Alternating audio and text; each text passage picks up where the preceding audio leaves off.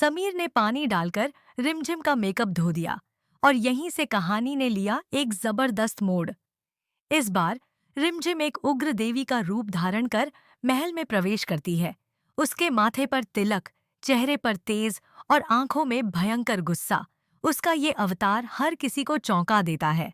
वह इस रूप में बेहद प्रभावशाली लगती है, लेकिन उसके पीछे छिपा असली इरादा कुछ और ही है। रिमझिम सीधे अमायरा के पास पहुंचती है। उसके हाथों को देखकर वह ऐसी बातें कहती है कि अमायरा के पैरों तले जमीन खिसक जाती है। भारी और डरावनी आवाज में वह कहती है, तुझ पर एक बुरा साया है। तेरे चेहरे से साफ दिख रहा है कि तेरी शादीशुदा जिंदगी में किसी तीसरे की एंट्री हो चुकी है। अगर तूने समय रहते कुछ नहीं किया तो तेरी सौतन तुझे इस घर से बाहर कर देगी। ये सुनते ही अमायरा का चेहरा सफेद पड़ जाता है।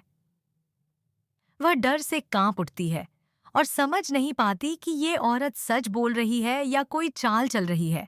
वहीं दूसरी तरफ रिमझिम अंदर ही अंदर मुस्कुरा रही होती है, क्योंकि उसका निशाना बिल्कुल सही जगह पर लग चुका है। लेकिन तभी कहानी में आता है असली ट्विस्ट। समीर वहां पहुंच जाता है। आते ही वह अमायरा से सवाल करता है, यहाँ क्या हो रहा है और ये औरत कौन है?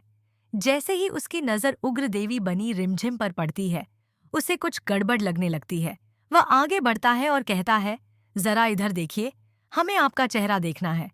ये सुनकर रिमझिम घबरा जाती है। उसे पता है कि अगर उसका चेहरा सामने आ गया तो उसका पूरा खेल खत्म हो जाएगा। तभी खतरा और बढ़ जाता है।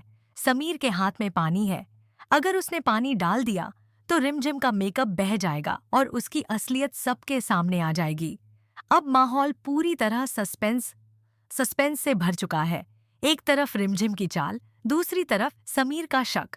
अब देखना दिलचस्प होगा, क्या रिमझिम अपनी पहचान छुपा पाएगी या समीर के सामने उसका राज खुल जाएगा।